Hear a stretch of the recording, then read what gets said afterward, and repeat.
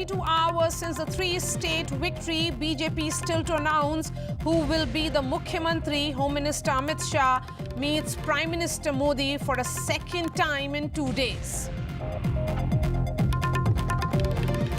Protests in various parts of Rajasthan after Karni Sena leader and Rajput face Sukhdev Singh Gogamedi was shot dead. The case is likely to be handed over to the NIA after the family makes the demand. The police have identified the two suspects.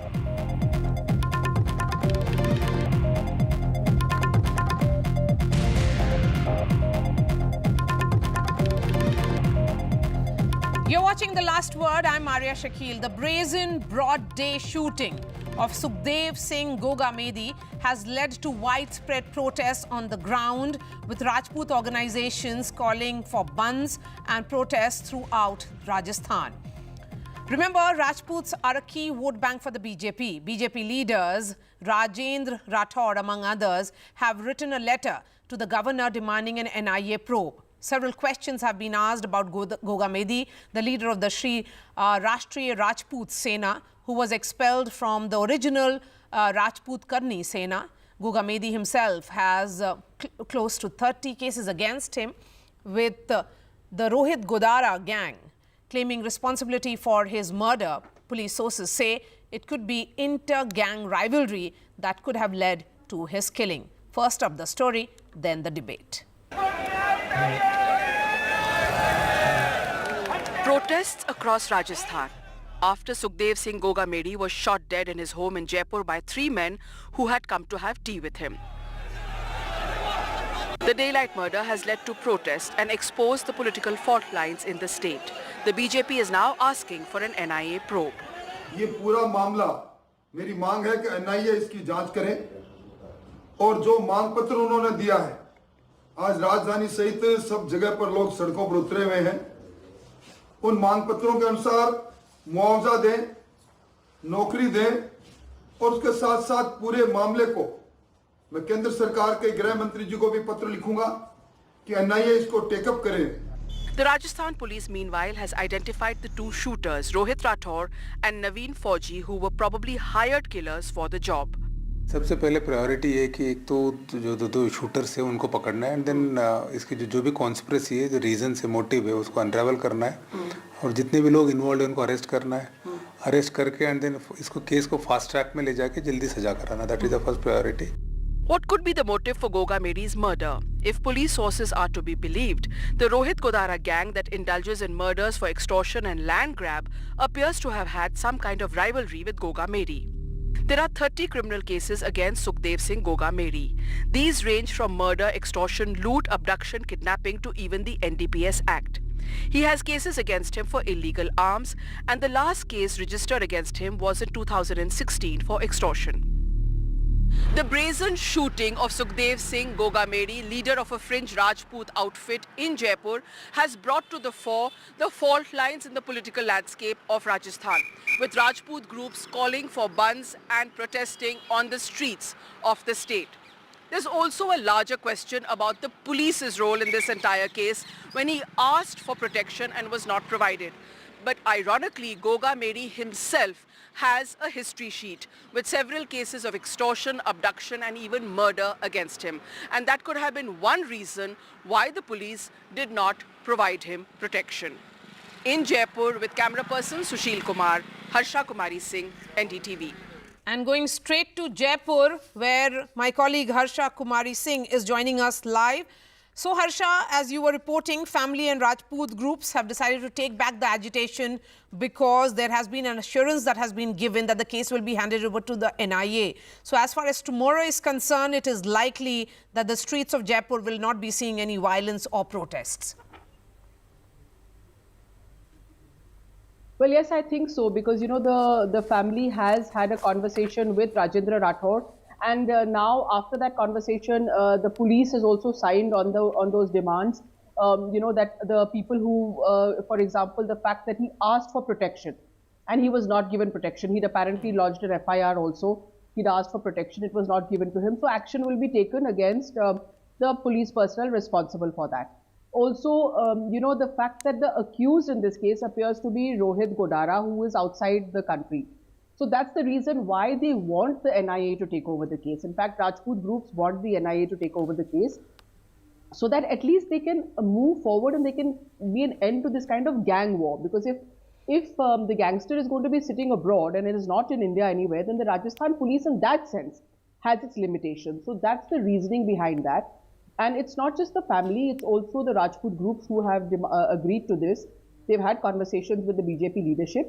Of course, right now there is no government in place. So BJP leader, former leader of the opposition, Rajendra Rathore, has written to the governor. And probably the governor will then move forward and write to the Home Ministry. So that's the procedure that will be followed. And then if the NIA agrees, the case will be handed over to them. All right. Harsha, appreciate your time. Bhavani Singh Kalvi is son of late Lukender Singh Kalvi, who was the founder of Karni Sena. He is also a leader of the BJP. We have B.L. Soni, former police commissioner of Jaipur. Swarnim Chaturvedi is general secretary of the Congress party. We also have Avinash Kalla, senior journalist. Bhavani Singh Kalvi, beginning with you, who do you think is behind this daylight murder? Well, as Harsha ji has already mentioned the name and the gang, so it's that I would say in particular, but then mainly I would say the accused should be the person, because since the Punjab police has already informed the Rajasthan police way back, nearly 10 months back, that something like this is in the pipeline and can happen, and no precautions were taken, no safety or no special security was given to Sukhdev ji. So I think that's something major that the government needs to look into. Have you spoken to the family or friends of Gogamedi? What exactly are they saying? Well, I have been at the site, the hospital where all this was happening and where the body is and where the family and all the big mass, and that's where the huge crowd had gathered up today. And I could not find anything personal that anybody said that he's had any personal issues that would give any hints for something like this to occur. Yes, if you look at this entire transformation that happened, he became a social crusader, but before that, he has had a very murky past. He had more than 30 cases of extortion, murder, loot, abduction against him. Yes, well, I would say that's what your reports also said earlier, and those things. But maybe those have been too far back that he's then continued and got into a new field. But I don't think so. Those old cases would be connected to the present situation that has happened now. And I would then, on the other hand, I would say that whatever, at least everything was in the limelight. There's no rumors about anything. The police officially did inform, and he did ask as a citizen for a security. And I think that is something which should have been given and looked into. And what exactly did your late father, Lukender Singh Kalvi, who was the founder of Karni Sena, have to say about Gogamedi? For him personally, he became Adhyaksh. Gogamedi ji was made the Adhyaksh, announced Adhyaksh for the Karni Sena for a small period. And what I would say, especially to you during those times, I never really stepped much into this field. This is new for me, and I'm just taking as it is coming, and I have not heard anything bad as such from my father about him. When was the last time you got a chance to meet him? And, because if he had conveyed to the police about the threats that he was receiving, did he tell you the threats were coming from where? No, I met him recently, probably a month back, again at a SMS Saviman Singh Hospital, where a police constable who was shot by people who were trying to thief a motorcycle or something. And that's where I met him, but we've never had any discussions, anything in this line. Okay, what exactly was discussed between the two of you when you met him a month ago? Well, nothing generally. It was just regarding the case that happened, the unfortunate incident that happened at the SMS, and everybody was there for a cause to try and get the constable, his family, the whatever rights that they could get from the government, Okay. whatever aids. Mr. Kalvi, continue to stay with us because this is playing out in the domain of politics as well. Avinash, coming to you, you know, here is someone who was a gang member. He has been killed by another gang member. There is a gang war which is at play. What does it tell you about the state of law and order in the state of Rajasthan? You know, he certainly gave access to those people who were his shooters. They came to his, living room. They were sitting with him in his living room, and then they shot him inside his house. Marya, it's a sad thing playing out in Rajasthan. Gang wars and criminal incidences like this have grown in numbers. This is not what we are seeing for the first time. This has happened in the past as well. And this is something that the buck stops with the outgoing Chief Minister, Mr. Ashok Gehlot, who doubled up as the Home Minister as well. It is not just the case of Mr. Gogamedi. We had Raju Tehat. We had scenes where criminals walked into a police station, opened fire, and took another one of their colleagues out of the prison. So we had seen those bizarre incidents, and day by day, the law and order situation has been deteriorating. We have discussed it through the elections as well.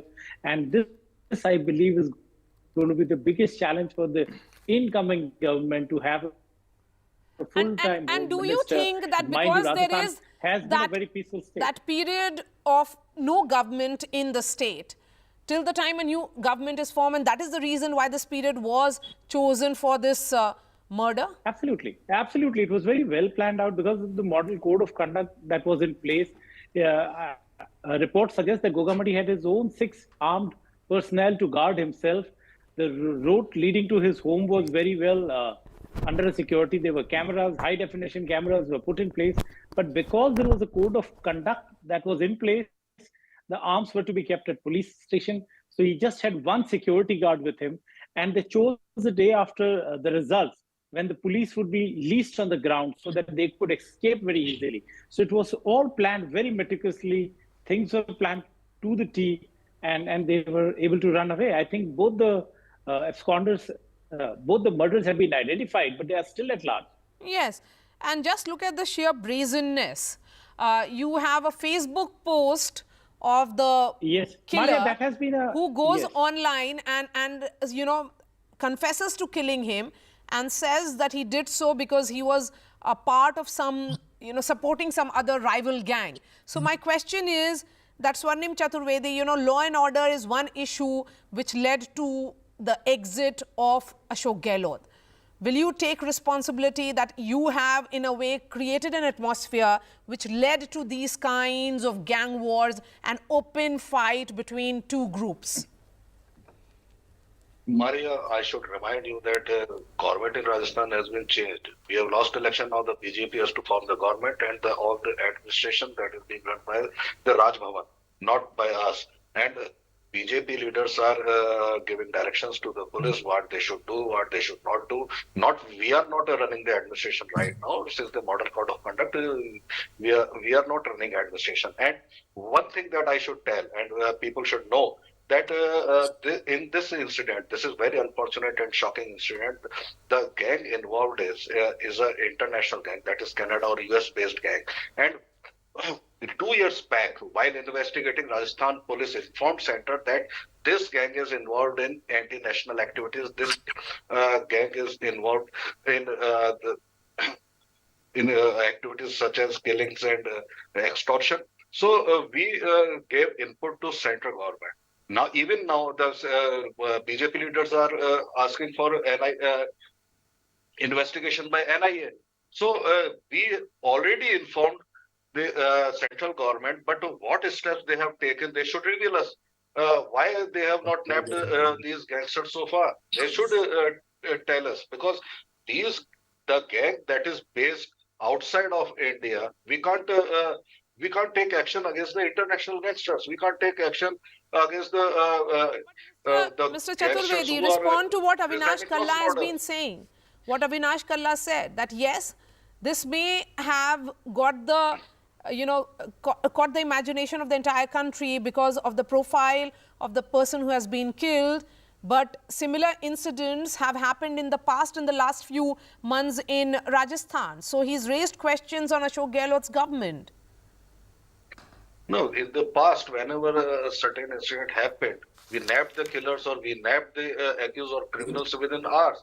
So now the Rajasthan police that is taking shots from the BJP leaders, they should tell us what they are doing. They should ensure safety and security of the people in Rajasthan. They should ensure, instead of making a statement like that, now we will encounter all the criminals, now we will gun down all the criminals, they should have taken measures.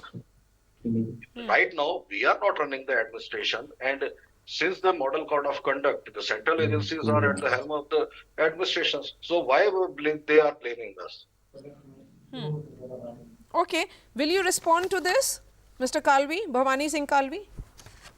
You would the voice is cut. Can you repeat, please? Yes, my question is, what is being said by the Congress spokesperson on the panel, that it is now for the BJP to take care of law and order situation, and if such a day was chosen, and then where was the administration? Because the administrative responsibilities goes to the state government right now, which is in a state of flux, obviously.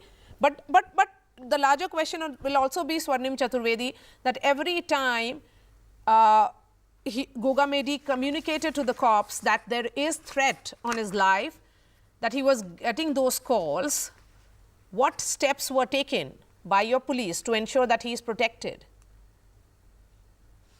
I think the input was given by the Punjab government. The Rajasthan government evaluated the threat, and Gogamedi ji was allowed to keep his personal bodyguards. He had the bodyguard, but they were asked to deposit their arms and ammunition to the police station after the model code of conduct. But I know the rule is that if there was a threat, and they would have evaluated, the election commission would have evaluated, and they would have let them have their own arms and ammunition with them.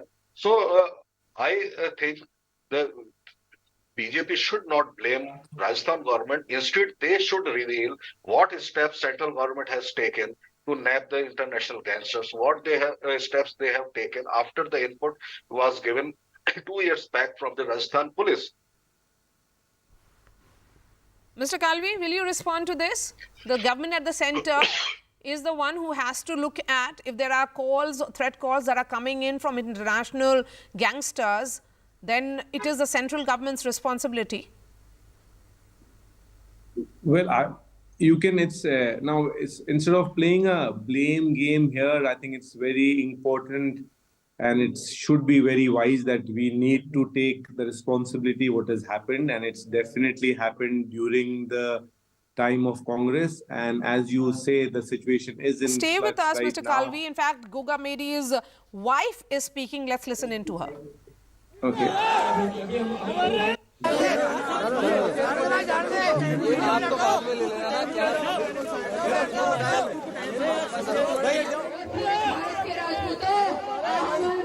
आपकी ये बेटी, आपकी ये बहन, please ज्यादा से ज्यादा संख्या में आइए। आज सुखदेव सिंह उनका निशाना बना है, कल आप में से या मेरे में से भी बन सकता है, इसलिए आज नहीं तो कभी नहीं। सारी कौम है, सारी कौम है, हमारी कौम है। Okay, how will this be playing out now, Avinash Kalla? Here is his, widow now actually requesting people to come out and support her. Marya, it's a very sad situation, as we see with both the political parties, representatives there. They're just passing. It's an ironic state for citizens in the state who are left helpless. Over the period of time, all through the election years, we have seen different caste and communities holding big rallies, show their strength, and cause a lot of distress to the common people. I don't see that as a great move. I believe sometime back the statement was issued that the family has accepted what was being offered from the government. I hope tomorrow there is no more protest and chaos on the streets of the state, because today Jaipur just looked like an empty city, and at many places we have seen or heard about incidents of Okay, tires we being will burned, try and fix public that line property with being, Avinash Kalla because there seems to be some vandalized. problem with that line. Mr. Kalvi, you know, it looks like that after this kind of appeal, the protests will continue even tomorrow. Would you appeal to the protesters to keep peace and not threaten violence? Well, yes, definitely. Because that's the only way that you would probably eventually get to something positive. Because then, if you get into the violent side, then you lose your concentration from what you're trying to achieve, really. And the charge that is coming in from the Congress party, how do you view that? That when Sorry, it was what communicated to the central government 2 years ago that he was facing threats from international gangsters, they did not act. Well, I would. This is something that what the Punjab police had informed was not exactly from the international gangsters. What they had said was the threats that they heard from the jail there, that what the conspiracy was going to happen, and they had informed the state here. And then what I was continuing that time, that I would say is better to take blames and then accept the responsibility that where we've lost out on a citizen, and because of that mistakes that we've been, the carelessness that we've been, whatever has been neglected, this present day holds that responsible. But, you know, Swarnim, the question, of course, is that what happens in Rajasthan now onwards, because if these calls are being made to gather in huge numbers, and this is being made, of course, to the Rajput community, because the caste fault lines are also on the surface, how will it really pan out? Well, Marya, I think, everybody would, obviously, nobody wants to get injured or take things the wrong way, because at the end, your own people, your citizens, or I would say the state's property gets affected, and which is not in good for anybody. So whatever the best would be done will be done, but then these are big mobs, and things can always provoke, and anything can start from there. But I'm sure best will be done from all sides. Respond to this. What is going to happen in the next 24 hours? Because, of course, the investigation is a subject of time, and the family members, as we were told earlier on this show, that they have agreed to call back their protest because the demands of an NIA investigation has been agreed upon. That is something which, because we only heard Ms. Gogamedi's the widow probably saying a statement which we don't know the reason yet, that what is the thing there for disagreeing. So let's try and find that out. Okay, and then Avinash, will you please respond to it, politically speaking, because the government formation is still taking time? It's another thing that timing of this whole, seen it in numbers, that any incident related to caste happens, everything lobbies around and they try to push it. It's very unfortunate to see political parties playing politics on the death of a human being. But I see the protests would continue. If the widow has made a statement, it would not be of the extent we have seen today, but we will see protests tomorrow. And we will see more politics happening and more comments flying from the both sides. But one thing remains perennial, that the biggest challenge for the incumbent government is to restore peace and law in the state of Rajasthan, because another couple of months and we are getting into elections, all these communal and caste fault lines will be explored to the hilt. All right, Mr. Kalvi, Swarnim Chaturvedi and Avinash Kalla, appreciate your time. Shifting focus to an interesting story that is coming in from Mizoram, where political history was scripted as for the first time 3 women candidates at a time that elected, of 3 women candidates elected together to the 40-member state assembly. The most talked about is a 32-year-old radio jockey and a TV presenter who's also the youngest MLA of Mizoram. Here's that story. Thanks so much for watching.